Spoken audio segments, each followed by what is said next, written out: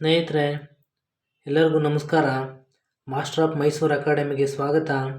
ನಮ್ಮ ಯೂಟ್ಯೂಬ್ ಚಾನಲ್ನ ಇನ್ನೂ ಯಾರೂ ಸಬ್ಸ್ಕ್ರೈಬ್ ಆಗಿಲ್ಲ ಅಂದರೆ ಸಬ್ಸ್ಕ್ರೈಬ್ ಆಗಿ ಇದೇ ಥರ ವಿಡಿಯೋಗಳನ್ನು ಮಾಡಿ ಹಾಕ್ತೀವಿ ಅಂತ ಹೇಳ್ತಾ, ಕನ್ನಡ ಸಾಹಿತ್ಯ ಪ್ರಶ್ನೋತ್ತರಗಳ ಸರಣಿಯನ್ನು ಶುರು ಮಾಡಿದ್ದೀನಿ ಸ್ನೇಹಿತರೆ.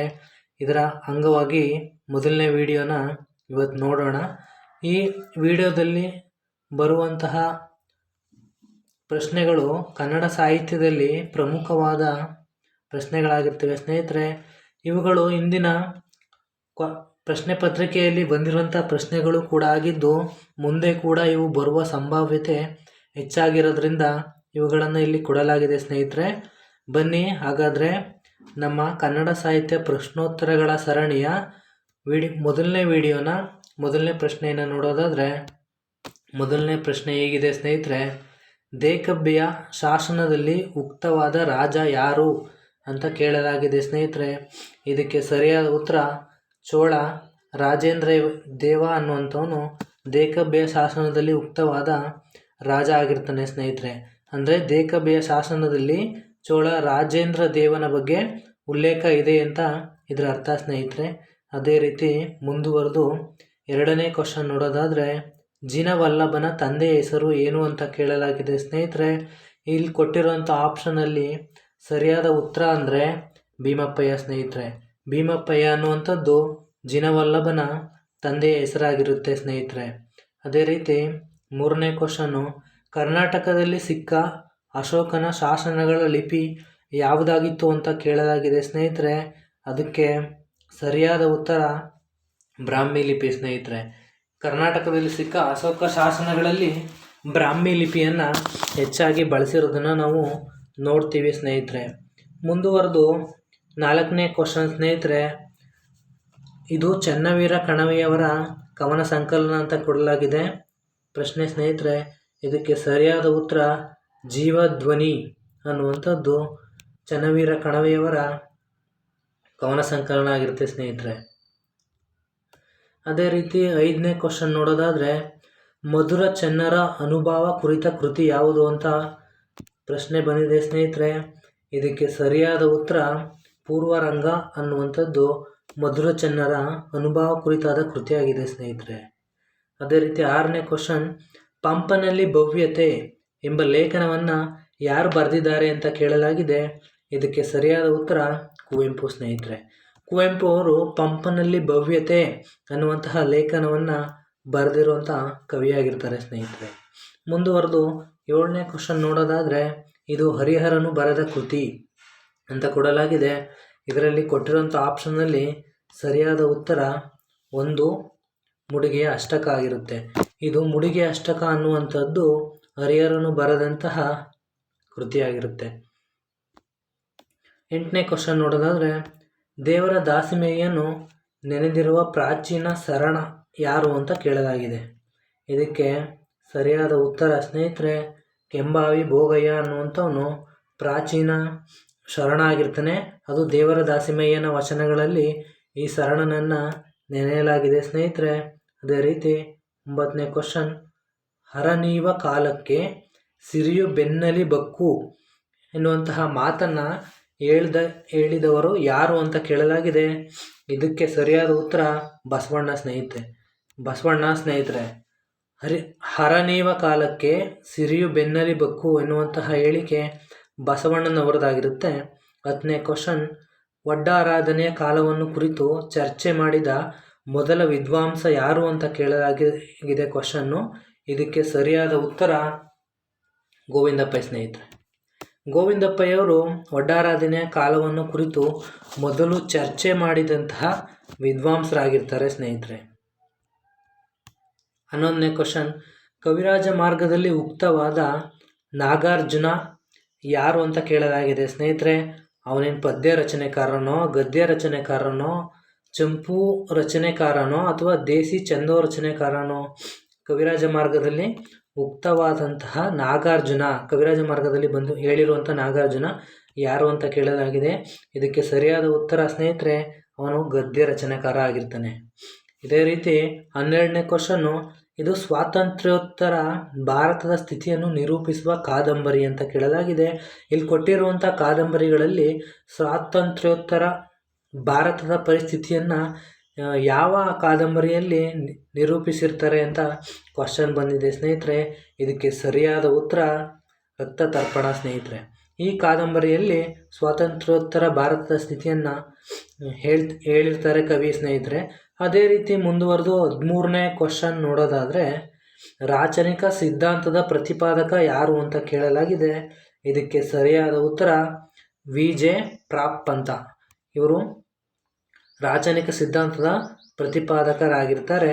ಅದೇ ರೀತಿ 14ನೇ ಕ್ವಶನ್, ಓಂ ನಮೋ ಎನ್ನುವಂತಹ ಕಾದಂಬರಿಯನ್ನು ಬರೆದ ಲೇಖಕ ಯಾರು ಅಂತ ಕೇಳಲಾಗಿದೆ ಕ್ವಶನ್ನ. ಇದಕ್ಕೆ ಅವರು 4 ಆಪ್ಷನ್ ಕೊಟ್ಟಿದ್ದಾರೆ ಸ್ನೇಹಿತರೆ. ಈ ಆಪ್ಷನ್ಗಳಲ್ಲಿ ಸರಿಯಾದ ಉತ್ತರ ಶಾಂತಿನಾಥ ದೇಸಾಯಿ ಸ್ನೇಹಿತರೆ. ಈ ಶಾಂತಿನಾಥ ದೇಸಾಯಿಯವರು ಓಂ ನಮೋ ಅನ್ನುವಂತಹ ಕಾದಂಬರಿಯನ್ನು ಬರೆದಿರ್ತಾರೆ. ಅದೇ ರೀತಿ 15ನೇ ಪ್ರಶ್ನೆ, ಇದು ಶ್ರೀನಿವಾಸರ ಸಣ್ಣ ಕತೆ ಯಾವುದು? ಈ ಕೆಳಗಿನವುಗಳಲ್ಲಿ ಶ್ರೀನಿವಾಸರ ಸಣ್ಣ ಕತೆ ಅಂತ ನೋಡೋದಾದರೆ ಸ್ನೇಹಿತರೆ, ಗೌತಮಿ ಹೇಳಿದ ಕತೆ ಎನ್ನುವಂಥದ್ದು ಶ್ರೀನಿವಾಸರ ಸಣ್ಣ ಕತೆ ಆಗಿರುತ್ತೆ ಸ್ನೇಹಿತರೆ. ಅದೇ ರೀತಿ 16ನೇ ಕ್ವಶನ್, ಇದು ಡಿ.ಎಲ್. ನರಸಿಂಹಾಚಾರ್ ಅವರ ಕೃತಿ. ಆ ಕೃತಿ ಜೀವನ, ಇದು ಡಿ.ಎಲ್. ನರಸಿಂಹಾಚಾರ್ ಅವರ ಕೃತಿ. ಈ ಪ್ರಶ್ನೆಗೆ ಸರಿಯಾದ ಉತ್ತರ ಸ್ನೇಹಿತರೆ ಶೂನ್ಯ ಸಂಪಾದನೆಯ ಪರಾಮರ್ಶೆ ಎನ್ನುವಂಥದ್ದು. ಇದು 4ನೇ ಆಪ್ಷನ್ನಲ್ಲಿರುವಂತಹ ಶೂನ್ಯ ಸಂಪಾದನೆಯ ಪರಾಮರ್ಶೆ ಎನ್ನುವಂಥದ್ದು ಡಿ.ಎಲ್. ನರಸಿಂಹಾಚಾರ್ ಅವರ ಕೃತಿಯಾಗಿರುತ್ತೆ ಸ್ನೇಹಿತರೆ.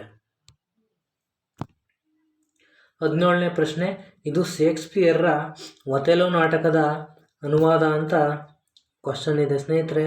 ಅವ್ರು ಕೊಟ್ಟಿರೋಂಥ ಆಪ್ಷನ್ನಲ್ಲಿ ಶೇಕ್ಸ್ಪಿಯರ್ರ ಒಥೆಲೋ ನಾಟಕದ ಅನುವಾದ ಕೃತಿ ಯಾವುದಪ್ಪ ಅಂತ ಹೇಳೋದಾದರೆ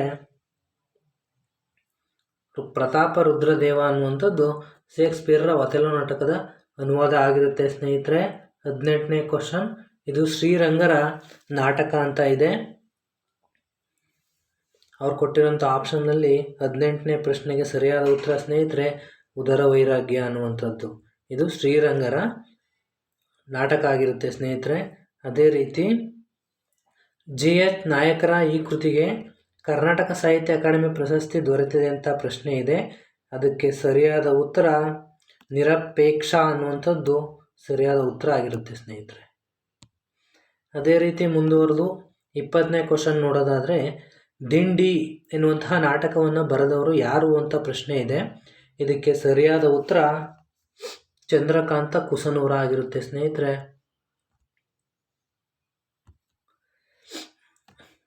ಚಂದ್ರಕಾಂತ ಕುಸನೂರ ಅವರು ದಿಂಡಿ ನಾಟಕದ ಕರ್ತೃ ಆಗಿರ್ತಾರೆ. ಅದೇ ರೀತಿ 21ನೇ ಪ್ರಶ್ನೆ, ಸಮಸ್ತ ಭಾರತದ ಸಾರ ಎನ್ನುವಂಥ ಕೃತಿಯನ್ನು ಬರೆದವರು ಯಾರು ಅಂತ ಪ್ರಶ್ನೆ ಇದೆ ಸ್ನೇಹಿತರೆ. ಅದಕ್ಕೆ ಸರಿಯಾದ ಉತ್ತರ ಮುಳಿಯ ತಿಮ್ಮಪ್ಪಯ್ಯ ಅವರು. ಮುಳಿಯ ತಿಮ್ಮಪ್ಪಯ್ಯ ಅವರು ಸಮಸ್ತ ಭಾರತದ ಸಾರ ಎನ್ನುವಂತಹ ಕೃತಿಯ ಲೇಖಕರಾಗಿರ್ತಾರೆ ಸ್ನೇಹಿತರೆ. ಮುಂದುವರೆದು 22ನೇ ಪ್ರಶ್ನೆ, ಸೀತೆ ಸೆರಗು ಎನ್ನುವಂತಹ ಕಾದಂಬರಿಯನ್ನು ಬರೆದವರು ಯಾರು ಅಂತ ಕೇಳಲಾಗಿದೆ ಕ್ವಶನ್ ಸ್ನೇಹಿತರೆ. ಇದಕ್ಕೆ ಸರಿಯಾದ ಉತ್ತರ ಐತಿಹ್ಯ ಅನ್ನುವಂಥದ್ದು.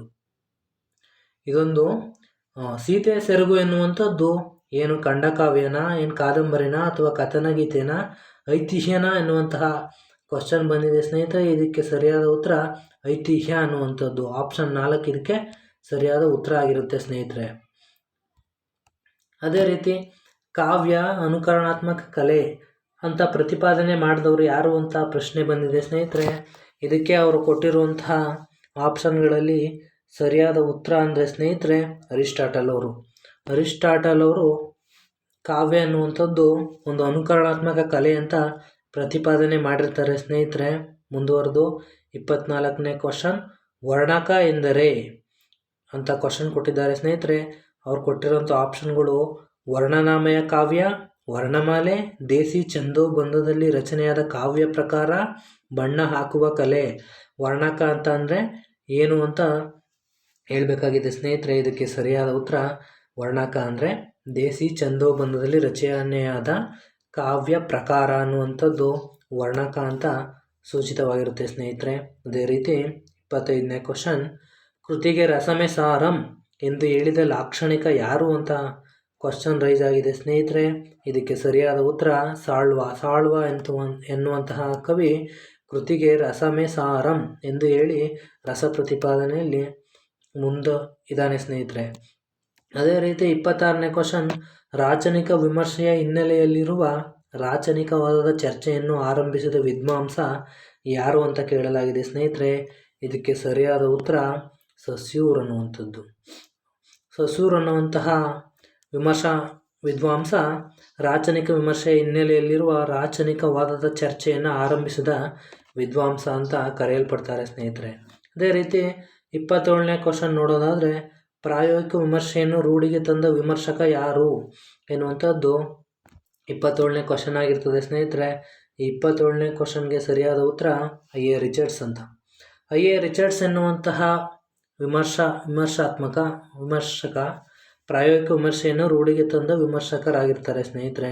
ಅದೇ ರೀತಿ ಓರಿಯೆಂಟಲಿಸಮ್ ಎಂಬ ಪರಿಕಲ್ಪನೆಯನ್ನು ವಸಾಹತುಶಾಹಿ ಸಂಕಥನ ಅಂತ ವಾದಿಸಿದ ವಿದ್ವಾಂಸ ಯಾರು ಅಂತ ಕೇಳಲಾಗಿರ್ತದೆ ಸ್ನೇಹಿತರೆ. ಇದಕ್ಕೆ ಸರಿಯಾದ ಉತ್ತರ ಎಡ್ವರ್ಡ್ ಸಯೀದ್ ಅಂತ ಅನ್ನುವಂತಹ ವಿದ್ವಾಂಸ ಓರಿಯೆಂಟಲಿಸಮ್ ಎಂಬ ಪರಿಕಲ್ಪನೆಯನ್ನು ವಸಾಹತುಶಾಹಿ ಸಂಕಥನ ಅಂತ ವಾದಿಸಿರ್ತಾರೆ ಸ್ನೇಹಿತರೆ.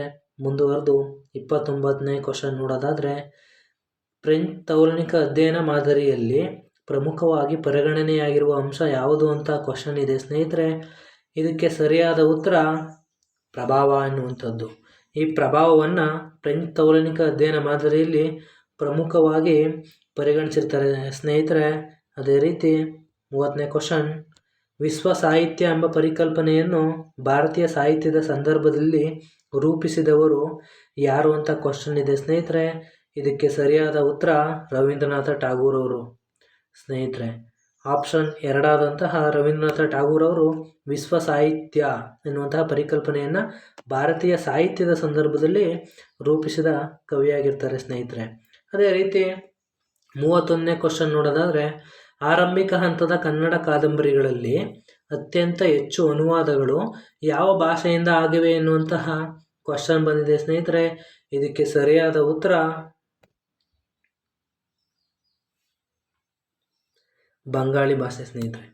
ಆರಂಭಿಕ ಹಂತದ ಕನ್ನಡ ಕಾದಂಬರಿಗಳಲ್ಲಿ ಅತ್ಯಂತ ಹೆಚ್ಚು ಅನುವಾದ ಕೃತಿಗಳು ಬಂಗಾಳಿ ಭಾಷೆಯಿಂದ ಕನ್ನಡ ಭಾಷೆಗೆ ಅನುವಾದ ಆಗಿರುವಂಥದ್ದನ್ನು ನಾವು ನೋಡ್ತೇವೆ ಸ್ನೇಹಿತರೆ.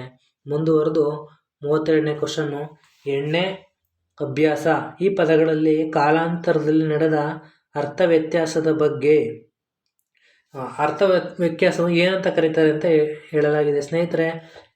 ಅದನ್ನೇನು ಅರ್ಥ ವಿಸ್ತಾರ ಅಂತ ಹೇಳ್ತಾರೋ, ಅರ್ಥ ಸಂಕೋಚ ಅಂತ ಹೇಳ್ತಾರೋ, ಅಥವಾ ಅರ್ಥಾಂತರ ಅಂತ ಹೇಳ್ತಾರೋ, ಅಥವಾ ಅರ್ಥೋತ್ಕರ್ಷ ಅಂತ ಹೇಳ್ತಾರೋ. ಇದಕ್ಕೆ ಸರಿಯಾದ ಉತ್ತರ ಸ್ನೇಹಿತರೆ ಅರ್ಥ ವಿಸ್ತಾರ ಅಂತ ಹೇಳ್ತಾರೆ. ಇವುಗಳಲ್ಲಿ ಅನ್ಯ ದೇಶೀಯ ಪದಗಳು ಯಾವುದು ಅನ್ನುವಂಥದ್ದು 33ನೇ ಕ್ವಶನ್ ಆಗಿರ್ತದೆ ಸ್ನೇಹಿತರೆ. ಇದಕ್ಕೆ ಸರಿಯಾದ ಉತ್ತರ ನೌಕರಿ, ಜಮೀನು, ಚಪಾತಿ ಎನ್ನುವಂತಹ 3ನೇ ಆಪ್ಷನ್ನು ಸರಿಯಾದ ಉತ್ತರ ಆಗಿರುತ್ತದೆ ಸ್ನೇಹಿತರೆ. 34ನೇ ಕ್ವಶನ್ ನೋಡೋದಾದರೆ, ಇವುಗಳಲ್ಲಿ ಅಂಸಿ ಸಮಾಸ ಪದಗಳು ಯಾವುವು ಅಂತ ಕೇಳಲಾಗಿದೆ. ಇದಕ್ಕೆ ಅವರು ಕೊಟ್ಟಿರೋಂಥ ಆಪ್ಷನ್ಗಳಲ್ಲಿ ಸರಿಯಾದ ಉತ್ತರ ಸ್ನೇಹಿತರೆ ವರಮೈ ಮತ್ತು ಮುಂಗೈ ಅನ್ನುವಂಥದ್ದು ಅಂಸಿ ಸಮಾಸ ಪದಗಳಾಗಿರ್ತವೆ ಸ್ನೇಹಿತರೆ. ಅದೇ ರೀತಿ ಮುಂದುವರೆದು 35ನೇ ಕ್ವಶನ್ ನೋಡೋದಾದರೆ, ದ್ರಾವಿಡ ವರ್ಗದ ಭಾಷೆಗಳು ಒಂದು ಸ್ವತಂತ್ರ ಭಾಷಾ ವರ್ಗಕ್ಕೆ ಸೇರಿದವೆಂದು ಮೊದಲಿಗೆ ಪ್ರಸ್ತಾಪಿಸಿದ ವಿದ್ವಾಂಸ ಯಾರು ಅಂತ ಪ್ರಶ್ನೆ ಬಂದಿದೆ ಸ್ನೇಹಿತರೆ. ಇದಕ್ಕೆ ಸರಿಯಾದ ಉತ್ತರ ಫ್ರಾನ್ಸಿಸ್ ವೈಟ್ ಎಲ್ಲಿಸ್ ಎನ್ನುವಂತಹ ವಿದ್ವಾಂಸ ದ್ರಾವಿಡ ವರ್ಗದ ಭಾಷೆಗಳು ಒಂದು ಸ್ವತಂತ್ರ ಭಾಷಾ ವರ್ಗಕ್ಕೆ ಸೇರಿರ್ತವೆ ಅಂತ ಮೊದಲ ಬಾರಿಗೆ ಪ್ರಸ್ತಾಪಿಸಿದಂಥ ವಿದ್ವಾಂಸರಾಗಿರ್ತಾರೆ ಸ್ನೇಹಿತರೆ. ಇದು ಇಂಪಾರ್ಟೆಂಟ್ ಕ್ವಶನ್ ಸ್ನೇಹಿತರೆ. ಅದೇ ರೀತಿ 36ನೇ ಪ್ರಶ್ನೆ, ಮೂಲ ದ್ರಾವಿಡ್ ಕಾಕಾರವು ಕೆಲವು ನಿರ್ದಿಷ್ಟ ಪರಿಸರಗಳಲ್ಲಿ ಚಕಾರವಾಗಿ ಪರಿವರ್ತನೆ ಹೊಂದಿದ ಭಾಷೆ ಯಾವುದು? ಯಾವ ಭಾಷೆಯಲ್ಲಿ ಮೂಲ ದ್ರಾವಿಡ ಕಕಾರವು ಚಕಾರವಾಗಿ ಪರಿವರ್ತನೆ ಹೊಂದಿದೆ ಅಂತ ಪ್ರಶ್ನೆ ಬಂದಿದೆ ಸ್ನೇಹಿತರೆ. ಇದಕ್ಕೆ ಸರಿಯಾದ ಉತ್ತರ ತೆಲುಗು ಭಾಷೆ ಸ್ನೇಹಿತರೆ. ಈ ತೆಲುಗು ಭಾಷೆಯಲ್ಲಿ ಕಕಾರವನ್ನು ಕೆಲವು ನಿರ್ದಿಷ್ಟ ಸ್ಥಳಗಳಲ್ಲಿ ಚಕಾರವಾಗಿ ಉಚ್ಚಾರಣೆ ಮಾಡುವುದನ್ನು ನಾವು ಪ್ರಸ್ತುತ ಕೂಡ ನೋಡ್ತಿರ್ತೇವೆ ಸ್ನೇಹಿತರೆ. ಅದೇ ರೀತಿ ಮುಂದುವರೆದು 37ನೇ ಕ್ವಶನ್, ಮೂಲ ದ್ರಾವಿಡದಲ್ಲಿ ಪುನಃರಚಿತವಾದ 3 ಎಂಬ ಸಂಖ್ಯಾವಾಚಕದ ಮೂಲ ರೂಪ ಯಾವುದು ಎನ್ನುವಂತಹ ಕ್ವಶನ್ ಬಂದಿದೆ. ಇದಕ್ಕೆ ಸರಿಯಾದ ಉತ್ತರ ಮುಂಜು ಎನ್ನುವಂಥದ್ದಾಗಿರ್ತದೆ. ಅದೇ ರೀತಿ 38ನೇ ಕ್ವಶನ್, ಅಚ್ಚಗನ್ನಡ ಛಂದಸ್ಸಿನ ಗಣಗಳನ್ನು ಬ್ರಹ್ಮ, ವಿಷ್ಣು, ರುದ್ರಗಣಗಳು ಎಂದು ಹೆಸರಿಸಿದ ಪ್ರಾಚೀನ ಗ್ರಂಥ ಯಾವುದು? ಅಂದರೆ ಕೆಳಗೆ ಕೊಟ್ಟಿರುವಂತಹ ಪ್ರಾಚೀನ ಗ್ರಂಥಗಳಲ್ಲಿ ಛಂದಸ್ಸಿನ ಗಣಗಳನ್ನು ಬ್ರಹ್ಮ, ವಿಷ್ಣು, ರುದ್ರ ಅನ್ನುವಂತಹ ವಿಭಾಗ ಕ್ರಮಗಳನ್ನು ಮಾಡಿರೋ ಛಂದಸ್ಸಿನ ಗ್ರಂಥ ಯಾವುದು ಅಂತ ಪ್ರಶ್ನೆ ಇದೆ ಸ್ನೇಹಿತರೆ. ಇದಕ್ಕೆ ಸರಿಯಾದ ಉತ್ತರ ಛಂದೋಂಬುದಿ ಎನ್ನುವಂಥದ್ದು ಬ್ರಹ್ಮ, ವಿಷ್ಣು, ರುದ್ರಗಣಗಳು ಎಂಬಂತಹ ಗಣಗಳ ವಿಂಗಡಣಾ ಕ್ರಮವನ್ನು ಹೊಂದಿರುವಂತಹ ನಮ್ಮ ಛಂದಸ್ಸಿನ ಗ್ರಂಥ ಆಗಿರ್ತದೆ ಸ್ನೇಹಿತರೆ. ಅದೇ ರೀತಿ ಮುಂದುವರೆದು 39ನೇ ಕ್ವಶನ್ ಯಾವುದಪ್ಪ ಅಂತ ನೋಡೋದಾದರೆ, ಇವುಗಳಲ್ಲಿ ಚತುರ್ಮಾತ್ರಾಗಣ ಪ್ರಧಾನವಾಗಿರುವ ಛಂದೋರೂಪ ಯಾವುದು ಅಂತ ಕೇಳಲಾಗಿದೆ.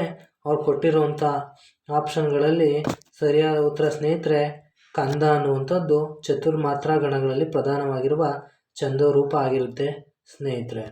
ಅದೇ ರೀತಿ 40ನೇ ಕ್ವಶನ್ ನೋಡೋದಾದರೆ, ಇವುಗಳಲ್ಲಿ ಚಂಪಕಮಾಲಾ ವೃತ್ತದ ಗಣವಿನ್ಯಾಸವನ್ನು ಹೊಂದಿರುವ ಸಾಲು ಯಾವುದು ಅಂತ ಕೇಳಲಾಗಿದೆ ಸ್ನೇಹಿತರೆ.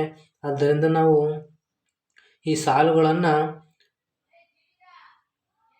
ನೋಡಿಕೊಂಡು ಉತ್ತರನ ಗುರುತು ಮಾಡಬೇಕಾಗಿರ್ತದೆ ಸ್ನೇಹಿತರೆ. 40ನೇ ಕ್ವಶನ್ಗೆ ಸರಿಯಾದ ಉತ್ತರ ನೆನೆದಿರಣ್ಣ ಭಾರತದೊಳಿಂ ಪೆರನಾರುಂ ಒಂದೇ ಚಿತ್ತದಿಂ ಎನ್ನುವಂತಹ ಸಾಲು ಚಂಪಕಮಾಲಾ ವೃತ್ತದ ಗಣವಿನ್ಯಾಸಕ್ಕೆ ಸರಿ ಹೊಂದುವಂತಹ ಸಾಲಾಗಿರ್ತದೆ ಸ್ನೇಹಿತರೆ. ಅದೇ ರೀತಿ ಮುಂದುವರೆದ ಪ್ರಶ್ನೆಗಳನ್ನು ನೋಡೋದಾದರೆ, ಬಹು ಆಯ್ಕೆಯ ಮಾದರಿಯ ಪ್ರಶ್ನೆಗಳನ್ನು ಇಲ್ಲಿ ಮುಂದೆ ಕೊಡಲಾಗಿದೆ ಸ್ನೇಹಿತರೆ. ಬನ್ನಿ 41ನೇ ಪ್ರಶ್ನೆ ನೋಡೋದಾದರೆ, ಇವು ನಾಗಚಂದ್ರನ ಉಕ್ತಿಗಳು. ನಾಗಚಂದ್ರ ಹೇಳಿರುವಂತಹ ಮಾತುಗಳು ಈ ಕೆಳಗೆ ಕೊಟ್ಟಿರುವುಗಳಲ್ಲಿ ಯಾವುವು ಅಂತ ಪ್ರಶ್ನೆ ಕೇಳಲಾಗಿರ್ತದೆ ಸ್ನೇಹಿತರೆ. ಇವಕ್ಕೆ ಸರಿಯಾದ ಉತ್ತರ ಎ ಮತ್ತು ಡಿ ಸ್ನೇಹಿತರೆ. ಎ ಮತ್ತು ಡಿ ಅಂದರೆ ಯಾವ್ಯಾವು ಅಂತಂದರೆ, ನಿನಗೆ ರಸವೊಂದೇ ಸಾಂತಮೆ ಜಿನೇಂದ್ರ ಎನ್ನುವಂಥದ್ದು ನಾಗಚಂದ್ರನ ಉಕ್ತಿ. ಅದೇ ರೀತಿ ಪದರಚನೆ ಸಜ್ಜನ ಶ್ರವಣದೊಳಂಚೆಯ ತುಪ್ಪಲಿಂಚೆಯ ತಿವಿದವೋಲ್ ಎನ್ನುವಂಥದ್ದು ಕೂಡ ನಾಗಚಂದ್ರನ ಮಾತಾಗಿರುತ್ತೆ ಸ್ನೇಹಿತರೆ. ಆದ್ದರಿಂದ ಇದಕ್ಕೆ ಸರಿಯಾದ ಉತ್ತರ ಎ ಮತ್ತು ಡಿ ಆಗಿರುತ್ತೆ. ಅದೇ ರೀತಿ ಮುಂದುವರೆದು ಇವರು ಶೂನ್ಯ ಸಂಪಾದನೆಯ ರಚನಾಕಾರರು ಅಂತ ಕೊಡಲಾಗಿರುತ್ತೆ. ಅಂದರೆ ಇಲ್ಲಿ ಕೆಳಗೆ ಕೊಟ್ಟಿರುವಂತಹ ಆಪ್ಷನ್ಗಳಲ್ಲಿ ಯಾರು ಶೂನ್ಯ ಸಂಪಾದನೆ ಎನ್ನುವಂತಹ ಕೃತಿಯ ರಚನಾಕಾರರು ಅಂತ ಪ್ರಶ್ನೆ ಕೇಳಲಾಗಿರ್ತದೆ ಸ್ನೇಹಿತರೆ. ಇದಕ್ಕೆ ಸರಿಯಾದ ಉತ್ತರ ಎ ಮತ್ತು ಬಿ ಆಗಿರುತ್ತೆ. ಎ ಮತ್ತು ಬಿ ಅಂದರೆ ಅಲಗಿಯಾರ್ಯ ಮತ್ತು ಶಿವಗಣ ಪ್ರಸಾದಿ ಮಹದೇವಯ್ಯ ಇವರಿಬ್ಬರೂ ಸಹ ಶೂನ್ಯ ಸಂಪಾದನೆ ಎನ್ನುವಂಥ ಕೃತಿಯ ರಚನೆಕಾರರಾಗಿರ್ತಾರೆ ಸ್ನೇಹಿತರೆ. ಅದೇ ರೀತಿ ಮುಂದುವರೆದು 43ನೇ ಕ್ವಶನ್ ನೋಡೋದಾದರೆ, ಇವು ಅಂಬಿಕಾತನಯ ದತ್ತರ ಕವನಗಳು ಅಂತ ಕೇಳಲಾಗಿದೆ.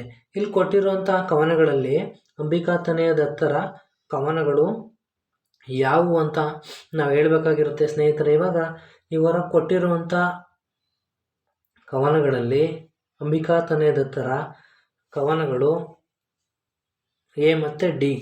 ಕೊಡಗಿನ ಗೌರಮ್ಮ ತಂಗಿ ಗೌರಮ್ಮ ಶ್ರೀಧರ ತರ್ಪಣ ಅನ್ನುವಂಥದ್ದು ಅಂಬಿಕಾತನಯ ದತ್ತರ ಕವನಗಳು. ಅದೇ ರೀತಿ ಚಳಿಯಾಕೆ ತುಂಬಿತ್ತು ಹಾಲಗೇರಿ ಎನ್ನುವಂಥದ್ದು ಕೂಡ ಅಂಬಿಕಾತನಯ ದತ್ತರ ಕವನಗಳಾಗಿರ್ತವೆ ಸ್ನೇಹಿತರೆ. ಅದೇ ರೀತಿ ಮುಂದುವರೆದು 44ನೇ ಕ್ವಶನು, ಇವು ನಿರಂಜನರ ಕಾದಂಬರಿಗಳು ಅಂತ ಕೇಳಲಾಗಿದೆ. ಅಂದರೆ ನಿರಂಜನರು ಈ ಕೆಳಗಿನ ಯಾವ್ಯಾವ ಕಾದಂಬರಿಗಳನ್ನು ಬರೆದಿರ್ತಾರೆ ಅಂತ ನಾವು ಹೇಳಬೇಕಾಗಿರುತ್ತೆ.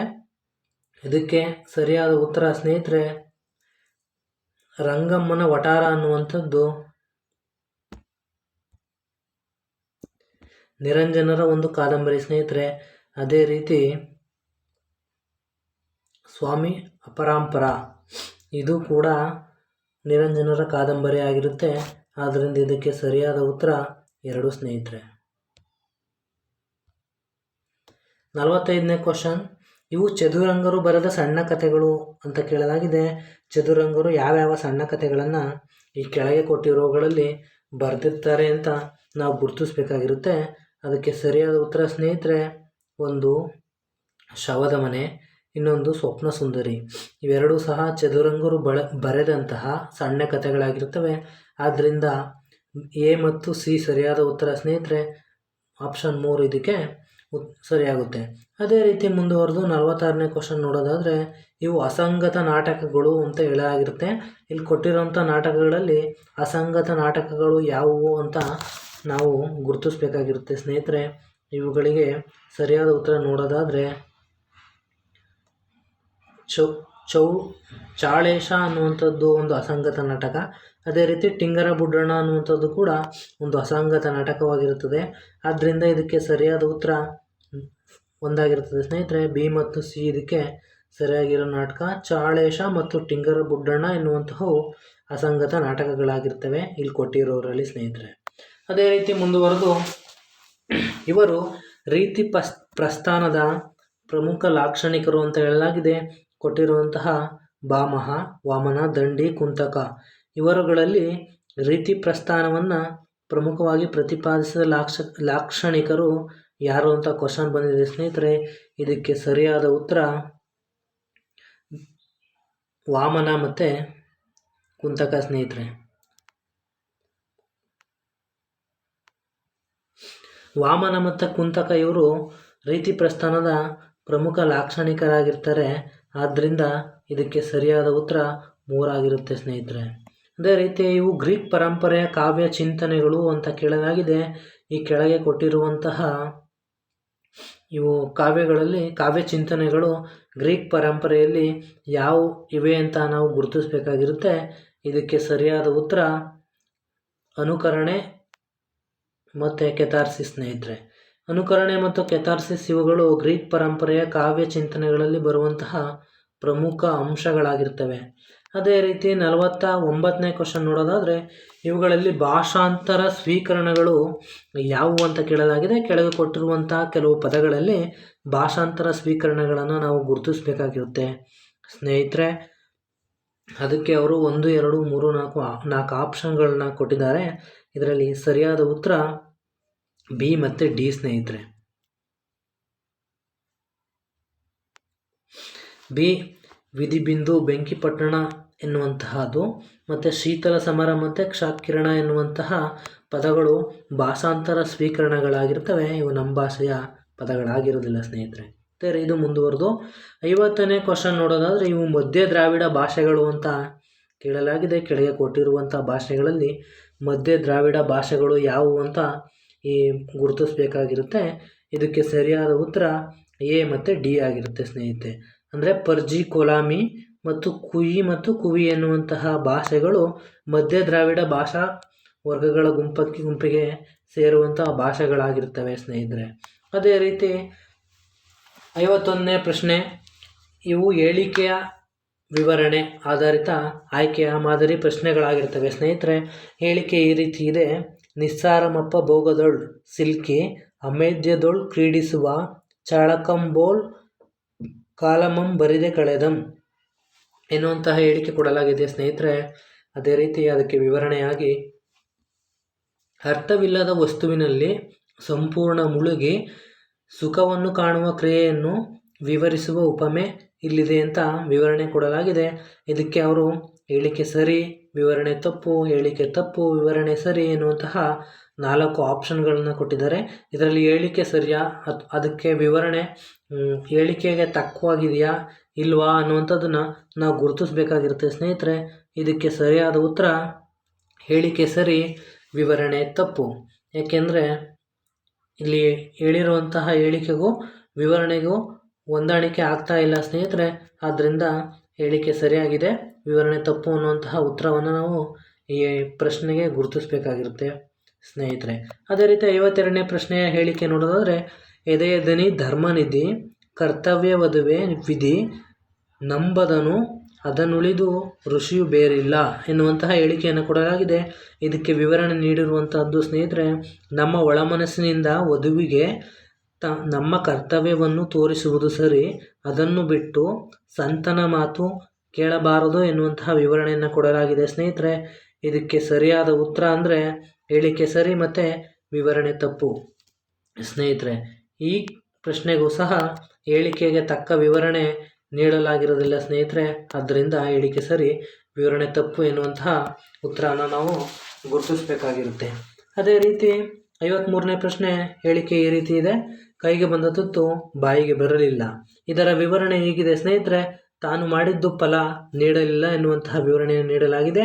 ಈ ಹೇಳಿಕೆಗೂ ವಿವರಣೆಗೂ ಸಾಮ್ಯತೆ ಇದೆಯಾ ಅಂತ ನೋಡೋದಾದರೆ 53ನೇ ಪ್ರಶ್ನೆಗೆ ಉತ್ತರ ಹೇಳಿಕೆ ಸರಿ ಮತ್ತು ವಿವರಣೆ ಕೂಡ ಸರಿ ಸ್ನೇಹಿತರೆ. ಆದ್ದರಿಂದ ಕೈಗೆ ಬಂದ ತುತ್ತು ಬಾಯಿಗೆ ಬರಲಿಲ್ಲ ಅಂದರೆ ತಾನು ಮಾಡಿದ್ದು ಫಲ ನೀಡಲಿಲ್ಲ ಎಂಬುವಂತಹ ಅರ್ಥವನ್ನು ಅದು ಸ್ಫುರಣೆ ಮಾಡುತ್ತೆ ಸ್ನೇಹಿತರೆ. ಅದೇ ರೀತಿ 54ನೇ ಕ್ವಶನ್ ನೋಡೋದಾದರೆ ಅದರ ಹೇಳಿಕೆ ಈ ರೀತಿ ಇದೆ: ಮಂಜು ಮುಸುಕಿದೊಡೇನು ಪರ್ವತ ಹೊಂಜುವುದೇ, ಹಾಲ ಹಲವ ನೊಣ ನೆಂಜಲಿಸುವುದೇ ಎನ್ನುವಂಥದ್ದು ಹೇಳಿಕೆಯಾಗಿರುತ್ತೆ.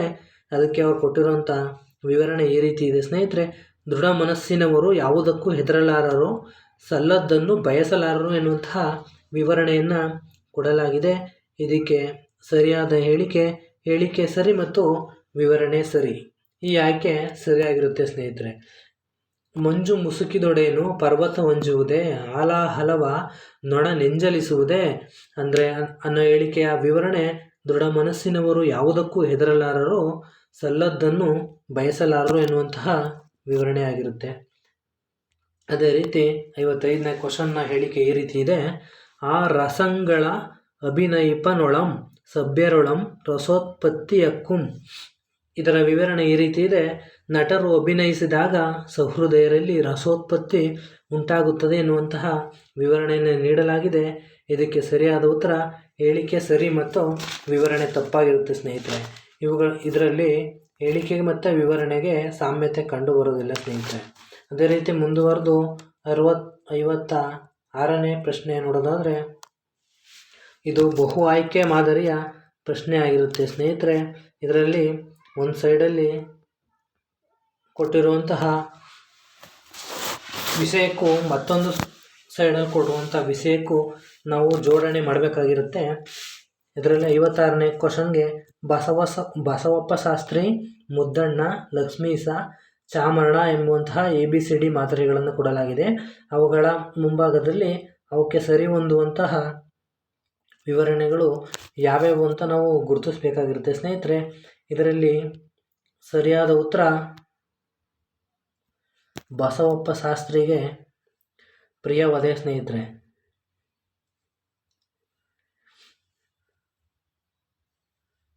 ಮುದ್ದಣ್ಣ ಮನೋರಮೆ ಸ್ನೇಹಿತರೆ. ಬಸವಪ್ಪ ಶಾಸ್ತ್ರಿಯ ಕೃತಿಯಲ್ಲಿ ಪ್ರಿಯವದೆ ಎನ್ನುವಂತಹ ಪಾತ್ರ ಬರುತ್ತೆ. ಅದೇ ರೀತಿ ಮುದ್ದಣ್ಣನ ಕೃತಿಗಳಲ್ಲಿ ಮನೋರಮೆಯ ಪಾತ್ರ ಕೂಡ ಇದೆ. ಅದರಿಂದ ಇದಕ್ಕೆ ಸರಿಯಾದ ಉತ್ತರ ಮನೋರಮೆ. ಲಕ್ಷ್ಮೀಶನ ಕೃತಿಗಳಲ್ಲಿ ಬರುವಂತಹ ಪಾತ್ರ ಸ್ನೇಹಿತರೆ ಮಯೂರ ಧ್ವಜ ಎನ್ನುವಂಥದ್ದು ಸ್ನೇಹಿತರೆ. ಅದೇ ರೀತಿ ಚಾಮರಸನ ಕೃತಿಯಲ್ಲಿ ವಿಮಳೆ ಅನ್ನುವಂತಹ ಪಾತ್ರ ಬರೋದನ್ನು ನಾವು ನೋಡ್ತೀವಿ ಸ್ನೇಹಿತರೆ. ಆದ್ದರಿಂದ ಬಸವಪ್ಪ ಶಾಸ್ತ್ರಿ ಎನ್ನುವಂಥದ್ದಕ್ಕೆ ಪ್ರಿಯಂವದೆ, ಮುದ್ದಣ್ಣ ಮನೋರಮೆ, ಲಕ್ಷ್ಮೀಶನಿಗೆ ಮಯೂರಧ್ವಜ ಸಂಬಂಧಿಸಿದೆ. ಅದೇ ರೀತಿ ಚಾಮರಸನಿಗೆ ವಿಮಳೆ ಎನ್ನುವಂಥದ್ದು ಸಂಬಂಧಿಸಿದೆ ಸ್ನೇಹಿತರೆ. ಅದೇ ರೀತಿ ಮುಂದುವರೆದು 57ನೇ ಪ್ರಶ್ನೆಯನ್ನು ಸಹ ಹೊಂದಿಸಿ ಬರೆಯಿರಿ ರೂಪವನ್ನು ಪಡೆದುಕೊಂಡಿದೆ ಸ್ನೇಹಿತರೆ. ಇದರಲ್ಲಿ ಪಂಪ, ಜನ್ನ, ನಾಗಚಂದ್ರ, ನಯಸೇನ ಎನ್ನುವಂತಹ ಆಯ್ಕೆಗಳಿವೆ. ಅವಕ್ಕೆ ಸರಿ ಹೊಂದುವ ಆಯ್ಕೆಗಳನ್ನು ನಾವು ಗುರುತು ಮಾಡಬೇಕಾಗಿರುತ್ತೆ ಸ್ನೇಹಿತರೆ. ಇದಕ್ಕೆ ಸರಿಯಾದ ಉತ್ತರ ಪಂಪ, ಜಿನವಲ್ಲಭ,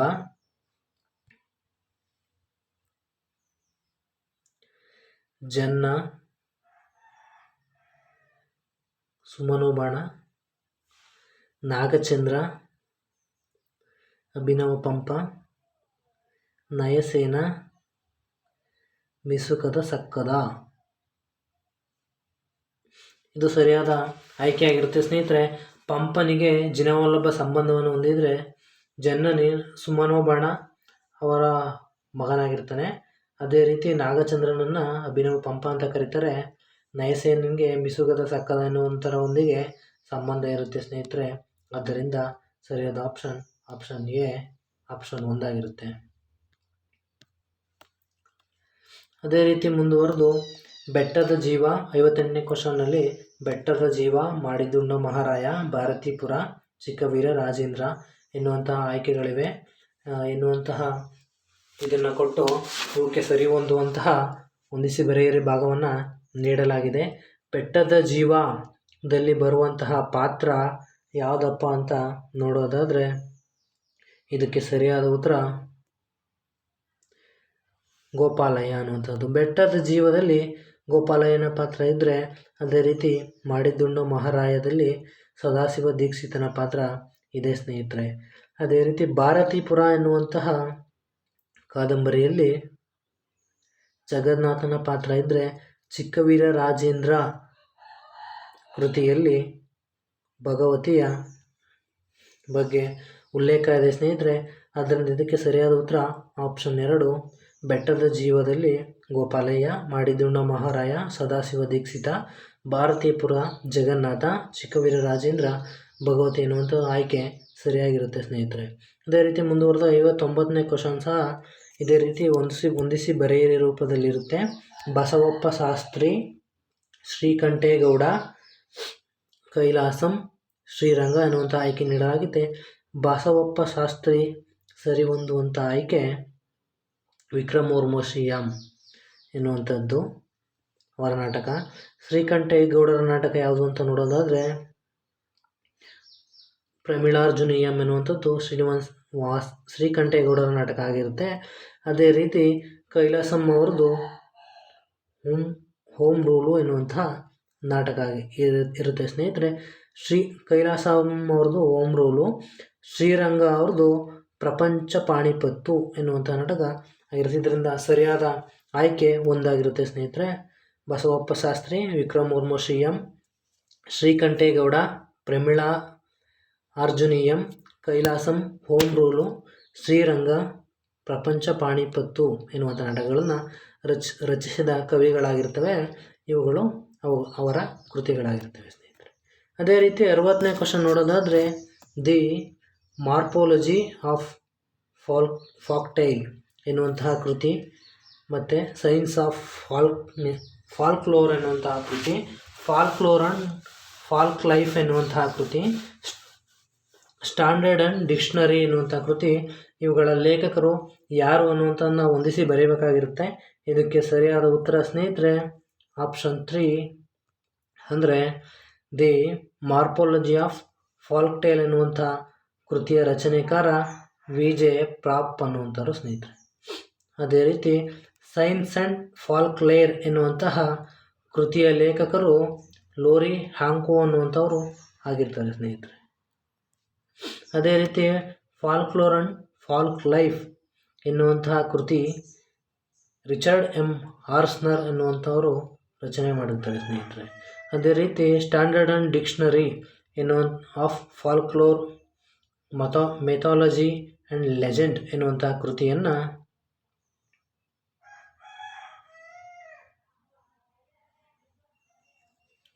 ಮರಿಯಾ ಲೀಚ್ ಅನ್ನುವಂಥವರು ರಚನೆ ಮಾಡಿರ್ತಾರೆ ಸ್ನೇಹಿತರೆ. ಅದೇ ರೀತಿ ಮುಂದುವರೆದು 31ನೇ ಕ್ವಶನ್ ನೋಡೋದಾದರೆ ಮೀಡಿಯಾ, ದೊರೆ ಈಡಿಪಸ್, ಆಯಾಸ್, ಅಂತಿಗೊನೆ ಎನ್ನುವಂತಹ ಹೊಂದಿಸಿ ಬರೆಯಿರಿ ಪ್ರಶ್ನೆಯನ್ನು ನೀಡಿದ್ದಾರೆ. ಇವಕ್ಕೆ ಸರಿ ಹೊಂದುವಂತಹ ಲೇಖಕರು ಯಾರು ಅಂತ ಕೇಳಲಾಗಿರುತ್ತೆ. 61ನೇ ಕ್ವಶನ್ಗೆ ಸರಿಯಾದ ಉತ್ತರ ಮೀಡಿಯಾ ಅನ್ನುವಂಥದ್ದು ಲಂಕೇಶ್ ಅವ್ರಿಗೆ ಹೊಂದುವಂತಹ ಕೃತಿಯಾಗಿರುತ್ತೆ ಸ್ನೇಹಿತರೆ. ಅದೇ ರೀತಿ ದೊರೆ ಈಡಿಪಸ್ನ ಬಗ್ಗೆ ಕೃತಿ ರಚನೆ ಮಾಡಿದವರು ಕೆ.ಎಂ. ರಾಘವಾಚಾರ್ ಅವರು ಸ್ನೇಹಿತರೆ. ಅದೇ ರೀತಿ ಆಯಾಸ್ ಅನ್ನುವಂತಹ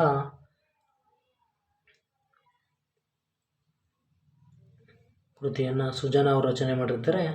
ಅಂತಿಗೊನೆ ಎನ್ನುವಂತಹ ನಾಟಕವನ್ನು ಬಿ.ಎಂ. ಶ್ರೀಕಂಠಯ್ಯ ಅವರು ರಚನೆ ಮಾಡಿರ್ತಾರೆ ಸ್ನೇಹಿತರೆ.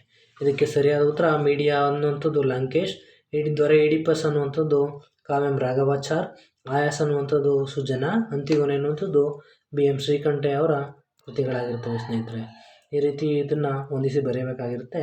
ಅದೇ ರೀತಿ 62ನೇ ಕ್ವಶನ್ ಕೂಡ ಹೊಂದಿಸಿ ಬರೆಯುವ ರೂಪದಲ್ಲಿ ಇದೆ. ಇದಕ್ಕೆ ಸರಿಯಾದ ಉತ್ತರ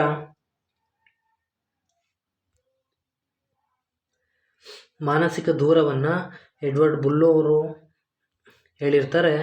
ಅದೇ ರೀತಿ ಕಾವ್ಯ ಪ್ರತಿಮೆಯನ್ನು CD ಲೂಯಿ ಅನ್ನುವಂತಹ ವಿದ್ವಾಂಸರು ಹೇಳಿರ್ತಾರೆ. ಅಭಿವ್ಯಕ್ತಿ ಎನ್ನುವಂಥದ್ದನ್ನು ಕ್ರೋಚೆ ಎನ್ನುವಂತಹ ವಿದ್ವಾಂಸರು ವ್ಯಕ್ತಪಡಿಸಿರ್ತಾರೆ. ವ್ಯಕ್ತಿ ನಿರಸನವನ್ನು TS ಎಲಿಯಟ್ ಅವರು ಪ್ರತಿಪಾದನೆ ಮಾಡಿರ್ತಾರೆ. ಆದ್ದರಿಂದ ಸರಿಯಾದ ಉತ್ತರ 3 ಆಗಿರುತ್ತೆ ಸ್ನೇಹಿತರೆ. ಅದೇ ರೀತಿ 63ನೇ ಕ್ವಶನ್, ಧ್ವನಿಮಾನ್, ಬದ್ಧ ಆಕೃತಿಮ, ನಾಮಪದ, ಅವ್ಯಯ ಎನ್ನುವಂತಹ ಹೊಂದಿಸಿ ಬರೆಯಿರಿ ರೂಪವನ್ನು ನೀಡಲಾಗಿರುತ್ತೆ.